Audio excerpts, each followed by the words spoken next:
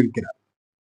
துலாம் லக்னத்துல பிறந்த ஜாதகர் சூரியன் என்னதான் வேற 11ஆம் இடத்தை ஆதிபத்தியமா பெறார் இந்த சூரியன். அப்ப சூரியன் என்னெல்லாம் கொடுக்க முடியும்? எப்படி 12ஆம் இடம் வாழ்க்கையின் திருப்தியை சொல்கிறதோ 11ஆம் இடம் ஜாதகருடைய ஆசைகள் பூர்த்தி அடையும் பாவம். என்ன நினைச்சாலும் அதை அடைவாரா அப்படின்றத 11ஆம் இடம் தான் சொல்லுவோம். ஆசை இருக்கு, அந்த ஆசை எல்லாம் பூர்த்தி ஆகுமான்றது 11ஆம் இடம். அடுத்த திருமணங்கள், முதல்ல ஒரு திருமணம் இருக்கு, அது சாதகமா இல்ல மறு திருமண அமைகளை குறிக்கிறது, அல்லது ஒன்றுக்கு மேற்பட்ட 2ஆம் திருமணத்தை குறிக்கிறது.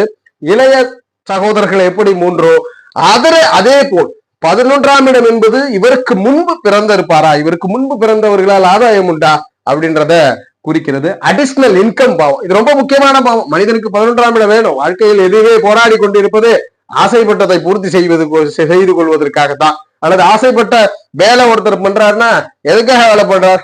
கை நிறைய பணம் வேணும், கொஞ்சம் கூடுதல் பணம் இருந்தா ஓகே. அந்த வகையில் இந்த 11ஆம் இடம் முக்கியம். இந்த 11ஆம் இடம் சூரியன் நல்ல முறையில கொடுக்கணும். துலாம் லக்னக்காரருக்கு எப்படி இருக்கணும்?